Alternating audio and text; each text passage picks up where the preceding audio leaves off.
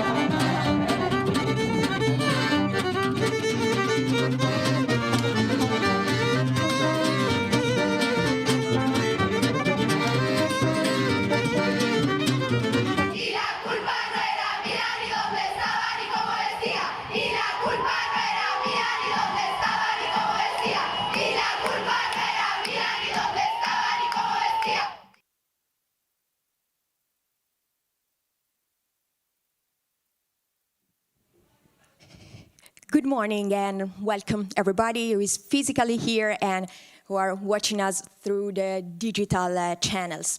My name is Alessia Liparotti and I will be very honored and pleasure to moderate the following panel discussion. Welcome to this second day of the European FeltrinelliCamp Broken Cities, a two-day workshop focused on the challenges and opportunities that our cities are facing from a social, economic, and ecological point of view. After more than a year of the pandemic, our European cities appear broken, and over recent decades, exasperated by the COVID-19 crisis, cities across the world have become more vulnerable. Their deficiencies in being able to guarantee a fair social and economic development is increasingly palpable. Yesterday, social justice was the key theme of the workshops and of the panel discussion. Today, our focus will be Heal the Broken City by reconciling socio-ecological cleavages.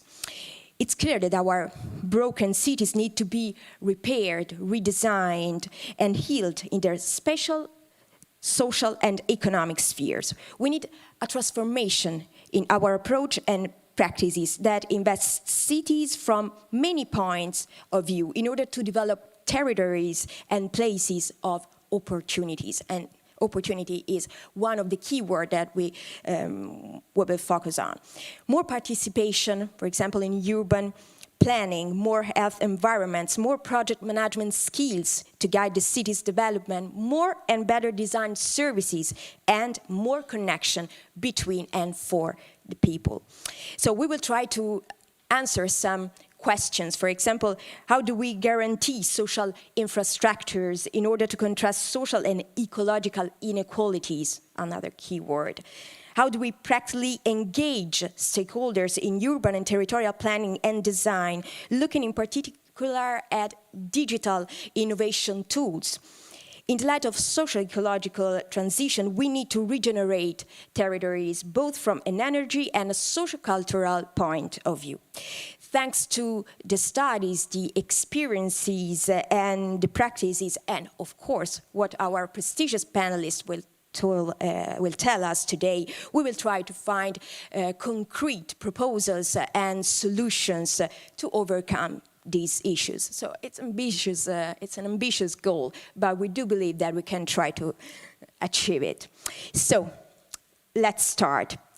Ladies and gentlemen, I'm pleased to invite to the stage Nadina Galle, Internet of Nature. Thank you for being with us. Of course, make an applause. And Marco Ranzato, Università Roma Tre. Thank you, Marco, for being with us. And also join us remotely, Filipe Araujo, Vice Mayor of Porto and City Councillor for Innovation and Environment and Chair of Eurocities Environment Forum. Okay, perfect. Welcome. And also Isabelle Anguelovski, Barcelona Laboratory Urban Environmental Justice and Sustainability. Thank you for being with us. So just a few words to underline what we are going to talk about. We will talk to the speakers of the panel to address in a solution-oriented way how to heal the social environmental fragmentation, segregations, challenges that our cities and territories are facing. We would like to see how we can guarantee social justice while respecting and valorizing a healthy, sustainable and green urban ecosystem. And within this frame, we will start the panel with Filipe Araujo, Vice Mayor of Porto, also Councillor for Innovation and Environment. So thank you for being with us. From the concrete case of Porto, how are nature-based solutions being implemented in the city to promote urban regeneration, urban biodiversity, and also urban resilience to climate change and entitle social and economic benefits that can contribute to guarantee social justice? Well, good morning, everyone. I hope you hear me well. Thank you very much for the invitation. I would like to also say hi to all the panelists that are sharing the floor, the digital and the formal one with us. It's a very good pleasure to be and to participate in this kind of discussions, and I'll try to explain a little bit how Porto is dealing and betting on nature-based solutions and for a more resilient and inclusive regeneration, let's say, of the city of Porto, and especially a part of the city of Porto. So how we are tackling the territorial and social fragmentation. So especially to explain that city of Porto is located in the north of Portugal, has been targeted with the major urbanistic developments in the last decades. But they have been focusing on the western part of the city, so on the coastal area, on the city center, and many of them have already used nature-based solutions to promote better living conditions and to increase the green continuum, to increase the biodiversity, and of course they also help in mitigating the already impacts that we felt on climate change. But on the other hand, we have all the eastern part of the city, which is still facing clear challenges, and they are very much related with territorial fragmentation. So they were caused by, well, the existing topography, but also we have rivers there. There are several mobility infrastructures, so motorways and other things, and they contribute to a lower connectivity between this area and the remaining territory of the city. So, and besides also the physical barriers, we have also the aging population, with high levels of poverty, unemployment, lower levels of urban, social, and also economic development. So all of this, it's a package that results in social fragmentation, which we've seen in several cities.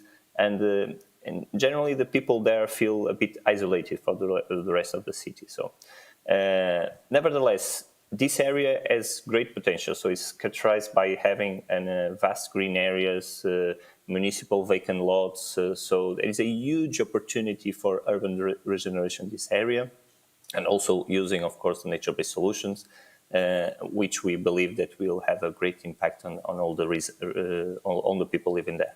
So what we have been doing for the past years is that we have been focusing a lot on investing on that part of the city. So we have major projects ongoing there, and also on innovative and inclusive urban regeneration projects. That we focus on having a true cohesive city. And one of them is Urbinat. And Urbinat is one of the projects that I would like to explain just a little bit more. So this area comprises some of the main municipal social dwellings and local schools, and like I said, in the urgent need for transformation to improve safety, mobility, etc. So Urbinat project is a H2020 project led in Portugal by the municipality of Porto. We have also as front runners the city of Nantes and Sofia. And the topic, the objective is to create or to co-create a healthy corridor. So it's through an inclusive and participatory process to implement nature-based solutions as multifunctional space, we are willing to promote urban regeneration, of course, improve the living conditions to have better safety and inclusivity, using collaborative activities, and also taking care of the space to increase the mobility, to increase of course, in the end, also to the resilience to climate change. So the process began with the process of co-diagnosis. So what happened was that through the implementation of complementary methods, so territorial analysis using the university and all geographic tools, through questionnaires, through participatory process. So there was a lot of involvement of the population, so that allowed the identification of real needs and challenges. So this was all made together, and also the opportunities for the territory that were the base of the co-development of locally adapted nature-based solutions. So the process enrolled all type of actors. So from the citizens to the organizations, to the schools, to municipal technicians, politicians, so a lot of people, and were guided by the Urbinat team. And the main result was a series of co-created nature-based solutions that were collaborative analyzed and transformed in the new healthy corridor that will be implemented on 2023. So what will happen there is, as a major park will happen, which will allow all the pedestrian, so people will already right now, they flow through the space using barefoot paths. It's how we call it in Portugal. So they just go around to leave their children in the schools or something, but it's a very deprived territory. So what will happen now is that we have a huge park where people can go, where there is safety, where we are very concerned, for example, where the space has to be, the project has to have connectivity, has to have line of sight to increase the safety, so mobility for everyone. So lots of these things. So what we believe is also that the green areas and all the equivalent public spaces are one of the best social equality sets. So where people of all ages, gender, social classes, they are all equal. If you are in a park or in a garden, you will see that we are all equal. It doesn't matter the type of gender or the social class or anything. So what we believe is that Urbinat aims also to go a step further and is highly invested in co-development of a series also of immaterial solutions, so which will go on top of the park that I just mentioned that connects several deprived areas. And these immaterial solutions will also, they were co-developed, and they are also reflecting in sports, in cultural, educational, socioeconomic activities. Many things will happen on this territory made by all the actors that are involved there. And some of these activities included the creation of a community-managed, for example, urban gardens, local markets, the creation of routes to valorize the existing patrimony that we have there, among many others. They will activate, let's say, the green area. So they will go beyond the green area and will guarantee the appropriation of the users, promoting also the socioeconomic benefits that I mentioned in the beginning that are very, very important. And so this is one of the main objectives that we have in this, and we hope that by doing this, that we improved a lot the quality of life for all the citizens that live in this part of the city.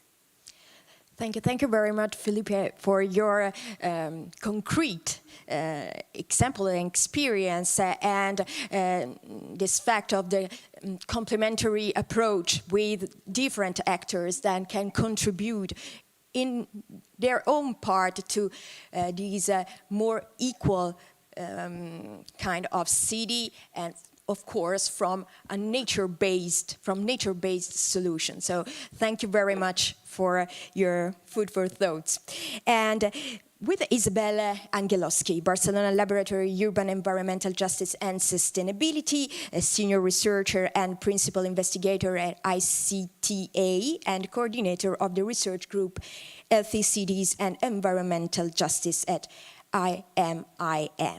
So after talking about social justice and also social inequality, we would like to underline with you from an environmental justice point of view, which are possible actions and solutions that can positively impact on citizens' lives in their need of a healthier urban ecosystem, and starting from your concrete experiences and also your works as a researcher.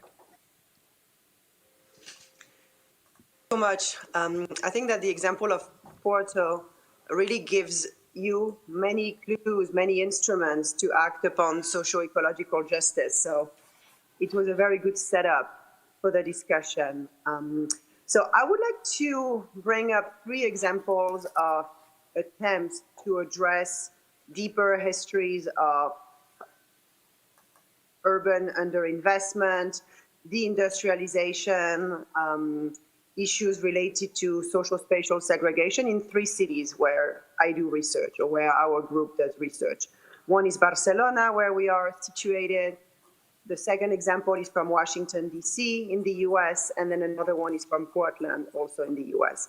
And I'm focusing here on also 3 different scales of action and regeneration. So the first one in Barcelona is the attempt of the mayor since 2012 with the urban mobility plan to pacify up to 500 areas of the city by creating what are known as super blocks, which are 3x3 blocks of streets that have to be restructured and redeveloped in ways that eliminates car presence, car traffic, while creating open spaces and at the same time creating new opportunities for nature-based solutions, climate resilient green infrastructure, parks, playgrounds, local retail, and also activities of care for citizens. And so one of the nice super blocks that was originally built in the city is in Poblano, which is a post-industrial neighborhood next to the waterfront north of the city. And that really has managed to turn around social relationships that were much more distended because it was not a very density, let's say, prone area. It was very post-industrial landscape into a space of 3x3 blocks where residents of all ages and all generations come and use those new green spaces, those new playgrounds, at the same time as create what is now known as the super islands of care or super blocks of care. So the idea there is that beyond the green infrastructure and beyond the, let's say, redevelopment of the space, you also have those meeting points, those 3x3 blocks, as spaces of social cohesion, support, and care for elderly residents, for families, for kids, because they are also linked to infrastructure of care, to social centers, to schools in ways that can bring together activities after schools or during the day for the elderly, to redynamize the space and make sure that this pacified area is used by multiple generations.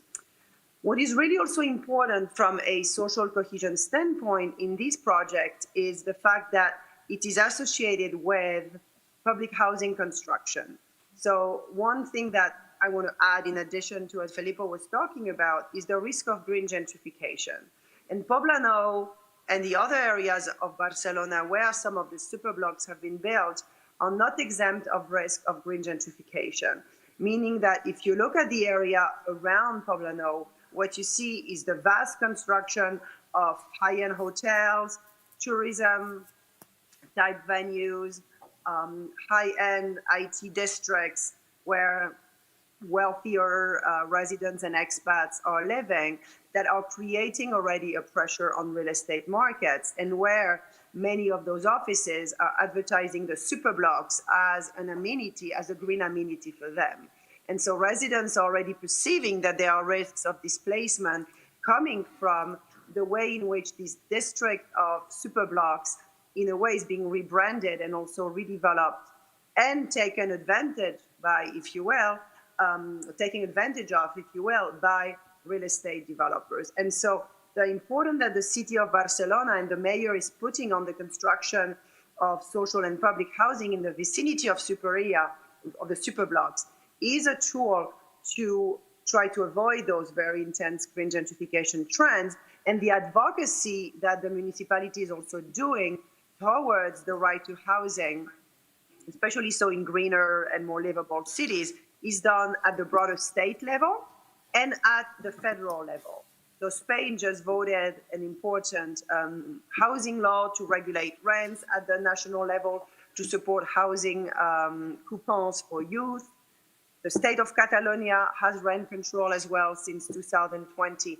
And then the municipality has also other tools in mind, or actually already has already passed some tools to try to avoid further housing speculation. And so it's a very important way to associate greening with the right to the city and the social right to housing in particular. That's the first example I wanted to bring. I'll be quicker with the two others. The two others are in the US, are in cities that have both had histories of racial segregation affecting Black residents, together with underinvestment within the city urban center itself, and a deep history of racism. One interesting project is in the city of Washington, D.C. It's called the 11th Street Bridge Park, which is a park that is going to be linear and bringing together two neighborhoods that are across the Anacostia River, one a very white and gentrified neighborhood called the Navy Yard, and another one, a historically Black neighborhood called Anacostia. And most of the action, so the bridge itself is a green bridge with parks, with new nature-based solutions, social venues, etc. It's really cool. It's an elevated space, but there is also be a broader revitalization of the river in Anacostia. But all of this is still in the planning stage. And why is it in the planning and design stage? It's because of the role of nonprofits to raise more than $50 million to do anti-displacement and equitable development before the bridge and the green space is built. Meaning that knowing the risk of gentrification that nature projects in cities such as the High Line in New York has brought to New York residents, in DC, the idea is like, let's not create a project that will replicate the High Line. Let's do a project that will not gentrify the neighborhoods. And so there is a community land trust, a very large community land trust that building bridges across the river, which is this nonprofit that's coordinating the initiative, is building. There are local laws to help Black residents purchase their homes. There are different types of home buyers programs that this nonprofit is coordinating. And so there's a broader effort to really privilege right to housing and also small business development by Black residents before the green space is built. And that's very important because oftentimes housing and equity is an afterthought in nature-based solutions projects, and we've seen that in the US. And then the last project I wanted to highlight is a district-wide eco-district in Cully, which is a historically Black and Latinx neighborhood in Portland, and that's the name, Portland, Oregon, and it's the neighborhood that has the least proportion of white residents in the city, in a city that's otherwise very white. And this eco-district is really literally in the vision and in the hands of several nonprofits, including Living Cully and Verde, which are two green infrastructure nonprofits that are working to build parks, to upgrade homes against heat and flooding, to create different types of workforce development, training, and hiring, so that the community itself is the community that builds, repair homes as well as parks. And so there's a much broader, let's say, vertical integration of socio-economic skills and goals within that broader eco-district. There's a park that's called the Thomas Cully Park that was built in 2018, thanks to the very strong work of the eco-district nonprofits that are trying to bring public-private partnerships in their control, not in the control of developers or banks, within the neighborhood, and give power to Latinx residents. So that was my last example. Okay, thank you so much, Isabelle. Also, for this, I don't know if you are listening also to the applause, because our public here was really appreciating what you are talking. We're telling, and above all, these 3 examples on how to fight social and racial inequalities in 3 totally different cities. And also, one important thing is to collaborate, to ask the policy actors in all different forms, so from municipal, federal, and national point of view, to really participate at this kind of eco and urban cities. And thank you so much, Isabelle. And let's move with Nadina Galle to innovation and technological tools, because Nadina has a PhD in ecological engineering. She's an ecological engineer driven by a love for ecology and a fascination with technology. And she calls her framework Internet of Nature. And maybe you can tell us more about this kind of definition. And with over a decade of experience in academia across different continents, her scientific research is combined with years working at her own tech startups. So, how innovation and digital technology can support the recomposition of relations among citizen and nature, and how can this be used in urban planning and by policy actors that we mentioned before to design and implement policies. Of course, I ask you also to give us some concrete examples from Europe, and also after this COVID crisis that can give us new idea. Yeah, thank you so much for having me. I think it's a really exciting time to talk about this, because indeed there's I think never before been so much of a focus on how important it is to have these green areas as an area for social cohesion, for getting people outside during the pandemic, for moving their body, being able to ease their minds, getting access to vital vitamin D. I think we've never before really realized just how important these green cities are. Except, of course, as we move to greener cities more, it's really critical to, we really can't manage what we don't measure. And my concept, the Internet of Nature, really aims to bring and really bridge technology and ecology together in a way that we actually use these emerging technologies, typically quite reserved for the smart city movement, for waste management, for lighting, for mobility. And instead of, perhaps only using it for those applications, using technologies in a way that we can actually better understand and hopefully also reconnect our citizens to urban nature. So I also have 3 examples that I'd like to share with you all that are using technology in an innovative way. Initially, the first example, as I mentioned, it's really critical to be able to measure, and otherwise we really can't manage it. And one of the organizations that I think is really leading the way in terms of how to do this is an organization out of the US in Oregon called NatureQuant, which have taken upon them the very difficult question, which is how do you really quantify the amount of nature, the access, the exposure to nature that any one citizen might have based out of any address. So this is available now, something that they call the Nature Score, where they've taken satellite imagery, they've taken park data, really any kind of data sources they could get their hands on regarding also, the walkability, the exposure to nature, the access to nature, taken all of these facets together, and artificial intelligence is a huge tool in allowing that to happen, and being able to quantify that exposure to nature based out of any address in the States.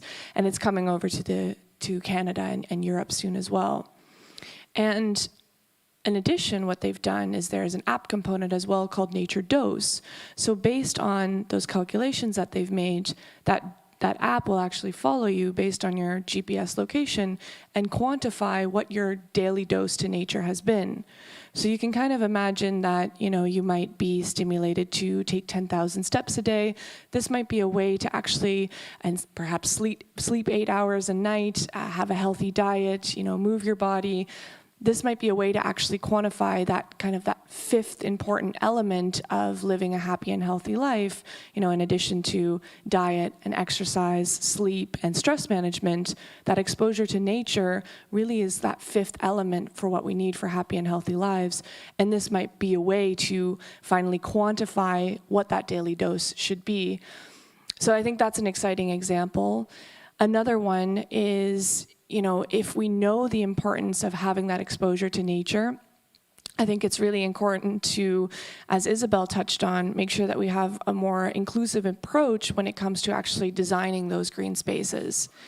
The problem with landscape design is that we often see these plans in 2D, and it's very difficult for investors, developers, real estate developers, and especially citizens to have feedback on those plans. So one way that we can go about changing this is actually being able to visualize those once 2D plans in 3D in a virtual reality environment. That's something that an organization called AECOM, one of the world's largest engineering firms, is doing. A team led by Ash Welch, a biodiversity specialist at AECOM, is kind of leading the transformation of being able to see these plans in 3D, which then allows all these different actors to actually visit that, whether it's a green roof or a pocket park or a new Highline project, be actually able to visit those projects beforehand, before there's ever even a tree planted in the ground, and be able to offer feedback in a much more efficient and optimal, but ultimately a much more inclusive way. And I think a last example is, once we've really gotten those green spaces in a way that many different actors can be quite pleased about, how can we go about actually engaging citizens in the aftercare of those important green spaces? I think one such example is a really fun case out of the city of Melbourne, where they, a number of years back, were dealing with significant droughts, which led to a lot of losses of trees, which was incredibly frustrating, not only for the city, of course, but also for its citizens. And many of the citizens had, understandably, questions, complaints, and issues that they wanted to report. So they all these issues basically went to one central hotline within the city government, the urban forestry and ecology team, which of course was impossible to organize, impossible to keep track of. So what Yvonne Lynch, who was head of the urban forestry and ecology team at the city of Melbourne at the time, what she did was she worked with her team to assign an email address to each individual tree. And they showed this on a map. And essentially the idea was, if you had an issue that you wanted to report about a specific tree, you could then email that specific tree about it. So it was a much more organized way of dealing with these problems that they were facing. But what happened next was completely unexpected. They ended up, the citizens, not just in Melbourne, but around Australia, and eventually ultimately around the world when the project went quite viral, was that these email addresses were being used to send the trees love letters, poetry, lyrics, and words of thanks to really thank and appreciate the tree for being there in times of need. And I love that example, and I think it's a nice place to end it, because it shows that this intrinsic nature by citizens, this intrinsic love for nature by citizens was already there. Technology just needed to bring it out. Perfect. Thank you. Thank you so much. This final idea that technology can only bring this love for nature out, I think, a key word and expression for what we are discussing today. And so the importance to use these instruments to facilitate the citizens and, of course, these different aspects from citizens, but also investors and all the stakeholders, and this is very important. And Marco, I come from the Università Roma Tre. Welcome, researcher and lecturer at the Department of Architecture, University of Rome. He is an architect urbanist. So, after talking to Nadine from a digital and technology point of view, technological topics, we would like to focus on participation.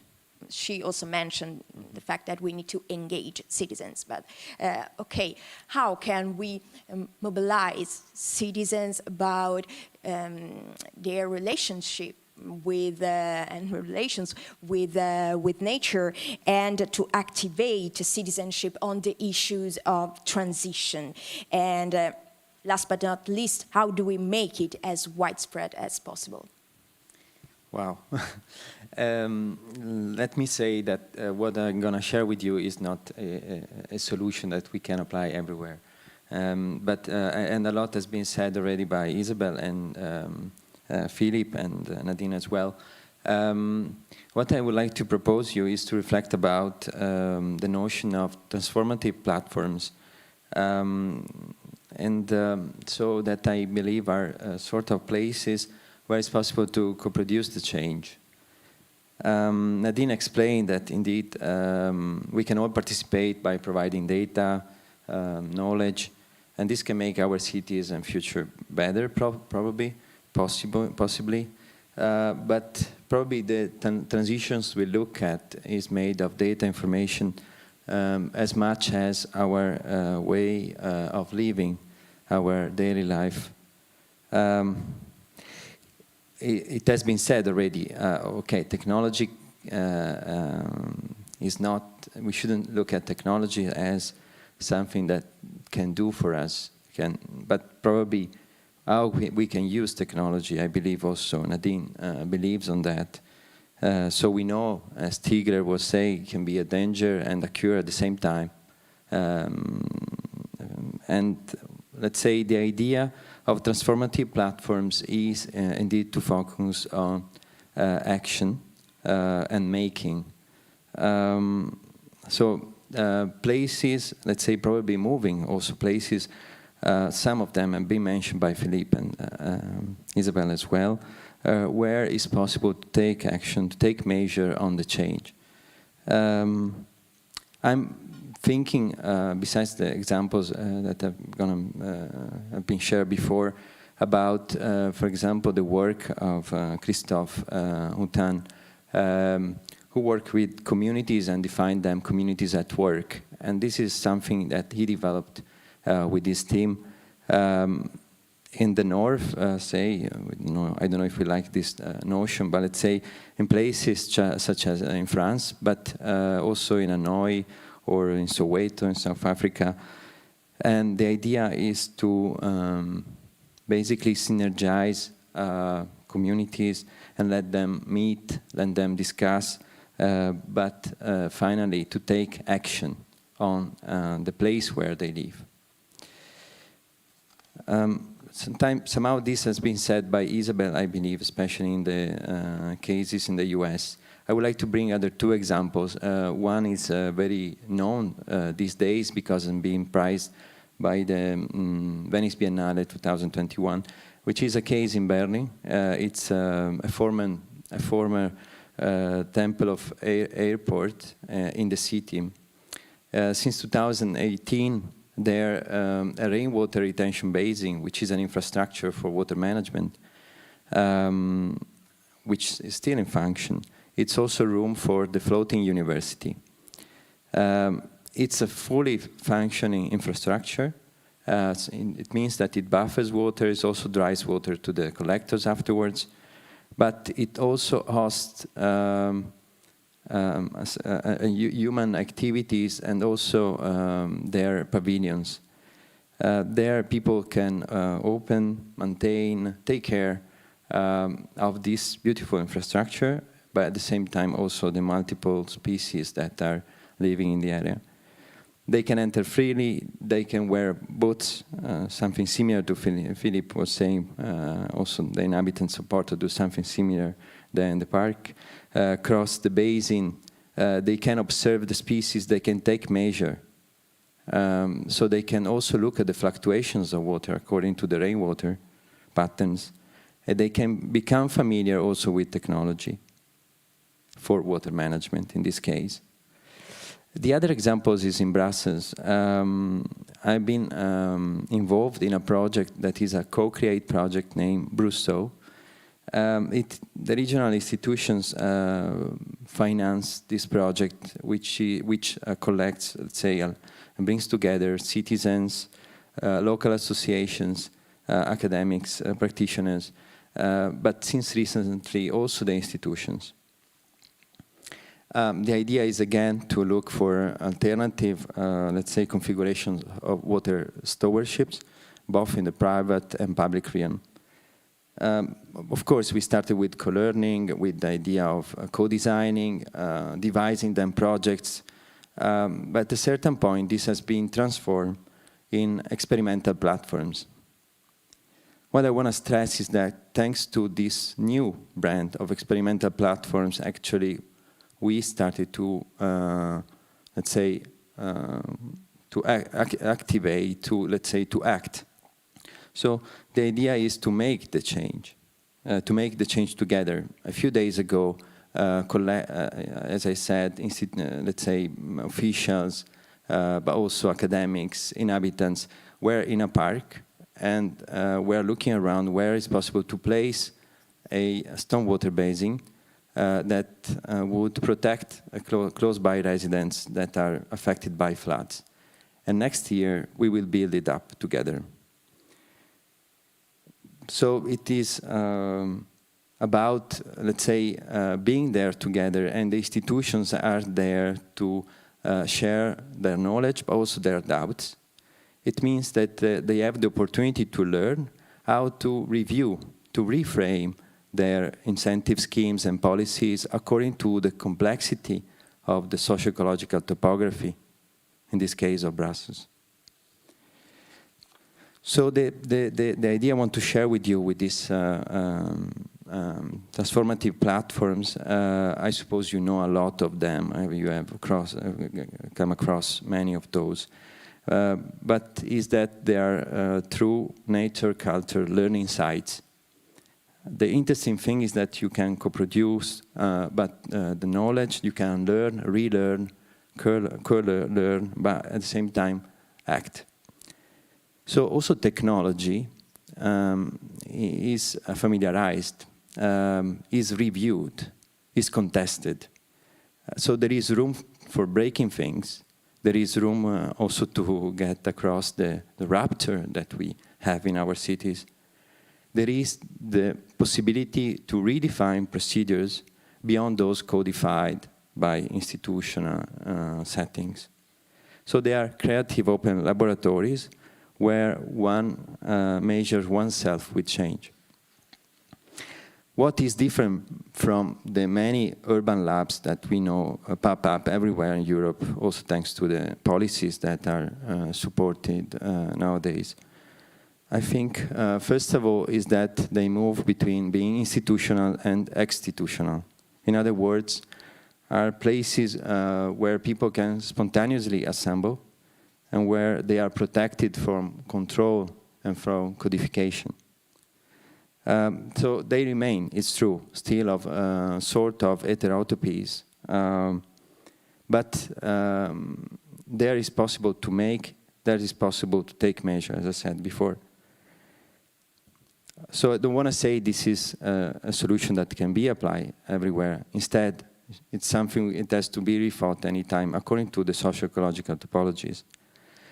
But I believe to spread these sort of initiatives, institutions have to be involved and also policies, but we have to find the right way somehow. So they have to accept to let this transformative platform go.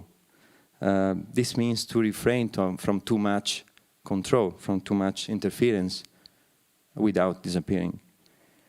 So to conclude, I want to say that I believe in these transformative platforms as a way to mobilize people, but we need to build the conditions for them to multiply, also to be coordinated, to network, to be synergized, sustained, and empowered. Thank you very much, Marco. This focus on transformative platforms and the way they can grow, very, very interesting. And I like one of your sentences, we can make this change together. So the participation, the mobilization of people can be very fundamental also to talk to institutions, policymakers, and actors to guarantee all these things that can, of course, grow. And we have here also a representative of policy makers, so Filipe. And in fact, after this first round of questions, now we can start a debate. So you can decide to give your opinion focusing on this thing. We have analyzed different topics, so from the social justice and inequalities, environmental justice, the role of Internet of Nature, so digital and technological tools, and the role of transformative platforms and participation. Now, how can all these aspects converge into a concrete proposal of governance? So this is the question, and we can start with Filipe, if you want. Well, thank you very much. First of all, it was a pleasure to hear all the other participants. Let me say that I'm also responsible for innovation in Porto. So all the things that I've heard about technology is something that really it's very, very important, and it's something that we can use in order to involve more people. Just for this park that I was mentioning, the Urbana Project, for example, the people that were co-creating the park, they were able to see the project in a 3D virtual reality, so they could move around the park and see the trees when they were planted, and then how they will be when they will be old, the difference between the summer and winter. So especially when we are co-creating, when we are involving people, we have to have methods to explain to people why we should move in that direction. Maybe it's an engineering thing or architecture that says that will be better, and to involve everyone in order to take the best decisions. I think this is one of the important things that we have to have in mind, that in the end we want the best for everyone, and that's usually something very difficult. That's why the co-creation, it's so important. I would say that the governance is also usually for me, one of the difficult parts of co-creation projects. So definitely, for example, in this healthy corridor, we set a working commission, and the working commission helps to all the initiatives that we are undergoing, and aims also to be a discussion and decision-making place during the implementation of all the ideas, the material and the immaterial ones, and we have everyone there. So engineers, architects, also the citizens, the institutions, so everyone.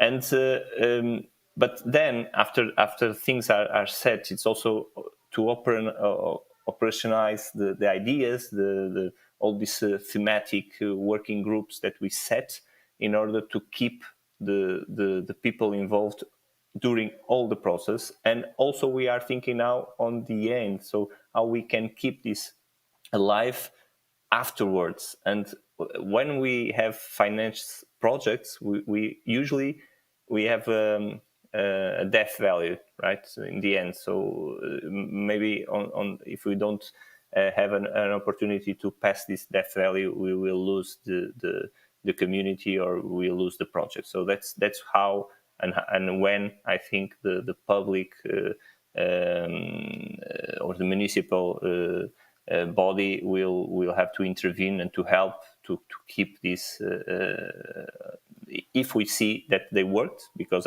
to me it doesn't have always to work, this project, but the one that we see that really have the impact that we wanted, that we measure this impact, and it was really something feasible, that we have to find this way of keeping the governance and the co-creation project. So I think that's definitely one of the subjects that we need more and more projects in order to achieve this governance model that will help to keep the good ideas and the transformation that we want. Thank you very much. Isabelle, what's your opinion on this concrete proposal of governance? I think that what I see in, at least in European cities that we've worked with, is that the main challenge really remains with doing cross-sectoral work and doing it in ways that is already before the planning of or let's say at the planning phase of a project, so that urban greening does not only revolve in the hands of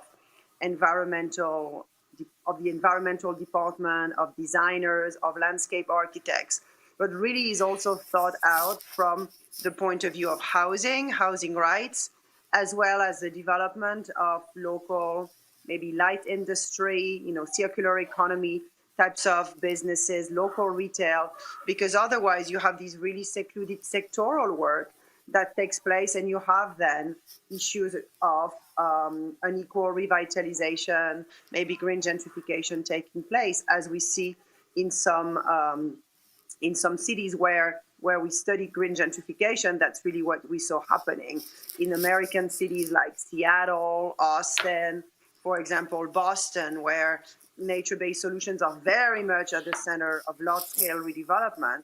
You see housing just coming afterwards, coming as an afterthought, because there was so much emphasis from climate planners when it was more of a climate resilient project, let's say, coastal flooding project. There was so much emphasis on the environment that then the broader site planning, the broader, let's say, housing redevelopment and housing stabilization program that should have accompanied that resilient work just didn't take place and was just done afterwards. And I think that's one of the major governance issues that we see. Another important governance issue that we see is which types of nature-based solutions have the right to emerge and remain visible, and which partners from the civic and the non-profit sector are being involved in the deployment of nature-based solutions. Because what we see, and even so in Barcelona, which is a very progressive city, is that the more informal projects, the more informal types of nature are being invisibilized or are being literally demolished to give way for much broader, much more emblematic type of nature-based solutions, where this type of greening that is more bottom-up, that is much more really resident-driven, is not giving space anymore. And that's another, I feel, governance issue, is selecting or the decision over which greening and who is doing greening has the right to be at the table for what nature-based solutions will move forward. And that's maybe another challenge. And I would say the third challenge is when you do greening and when you have a real economic and social redevelopment issue at base, how do you bring in the private sector, industries, businesses in ways that you privilege different classes, different racial groups, and not just, let's say, redevelop a place under a specific, let's say, more avant-garde sector that in the end privileges certain classes of people. So I go back to the example of Poblano. Right now, the risk with having rebranded the district as an IT, design, expat and office and hotel district is that it's only one type of economy and one type of, let's say, higher income sector that's being privileged, rather than also the more long-term industry that used to happen and take place in the neighborhood, and where you still have residents who have the skills to work in this sector but are not being integrated within the broader redevelopment scheme. And so it's a true challenge for cities. I'm not saying it's easy, especially like in a place like Barcelona that has lived so much of tourism and is now suffering from mass tourism and doesn't know how to always move beyond. A challenge for the municipality, and I think they are trying hard, but they're also working with a legacy of urban redevelopment plans from the 2000s, where the social fabric and social integration of different classes, different sectors was not thought about. Thank you very much, Isabelle. This fact of integration is very important, and which kind of green-based solution and nature-based solutions that can be equal, of course, and for all the citizens, and not only for one part, for the avant-garde and so on. So thank you very much. Nadine, what's your idea?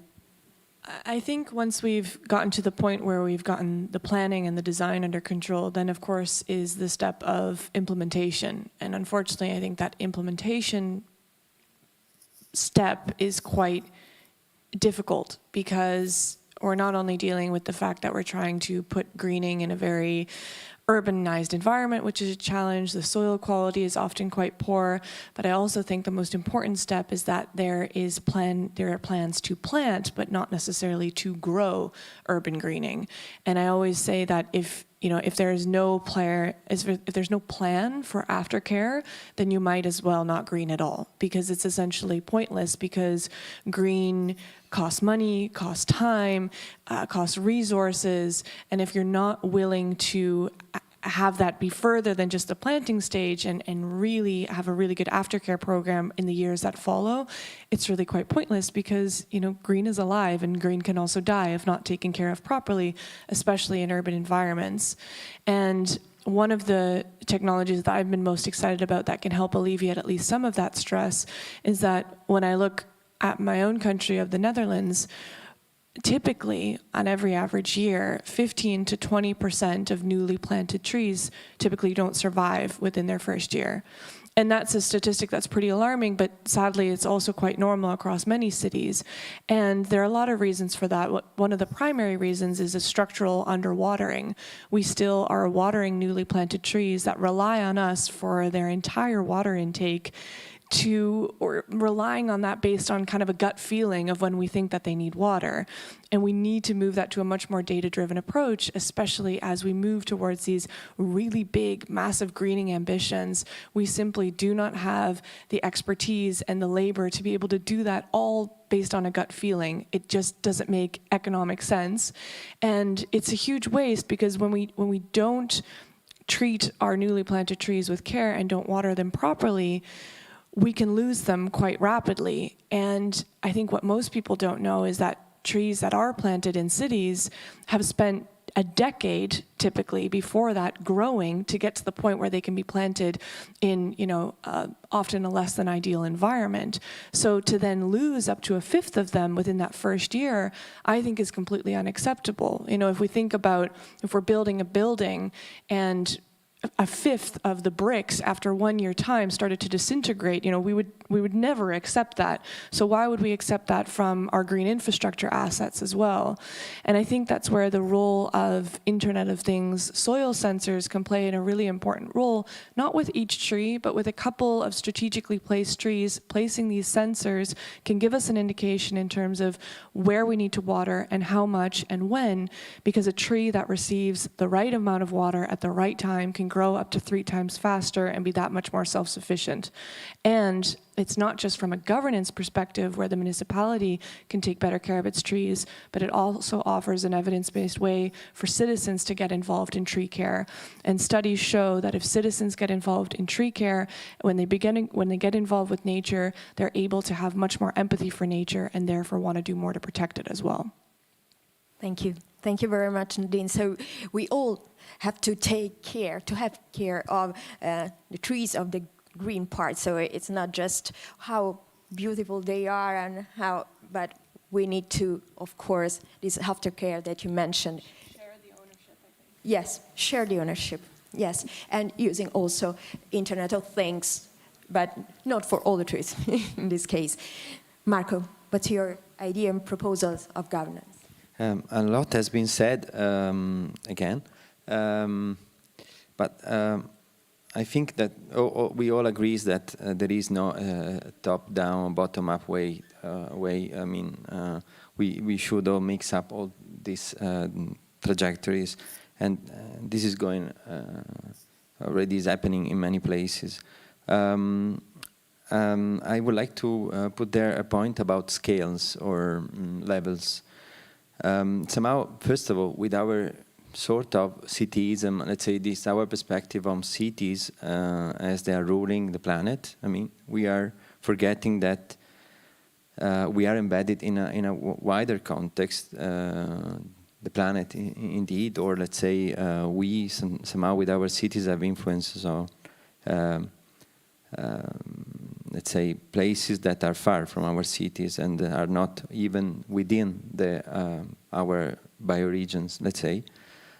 So how to include what is not the city in the discourse, as long as the city has an impact on these places, territories, inhabited places, and productive places.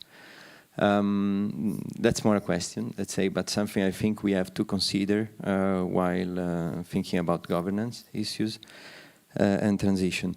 The other point is about something Isabelle mentioned, the informality, the non-institutional, which has a lot to do with a sort of trick, I would say, which is about upsetting situations. In Brussels, what happens is that the technicians of the municipality were not ready to get in the field with the inhabitants and listen to each other. And they have to accept it. I mean, and this was upsetting for them, was out of reason. I don't want to say that inhabitants have to do what technicians or professionals to do, but accept situations that are embarrassing to a certain point. So how can we build these situations that can be profitable in order to really listen to each other? So I don't have solutions again, but more questions and points of reflections.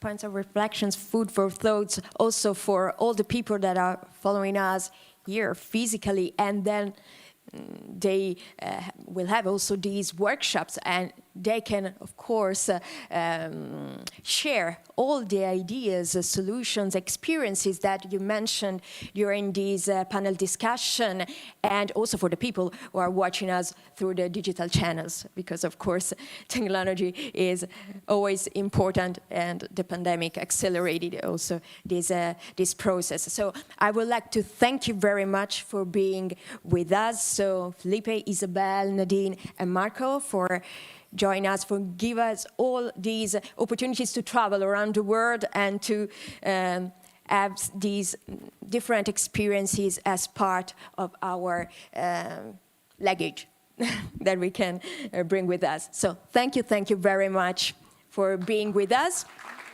Thank you. So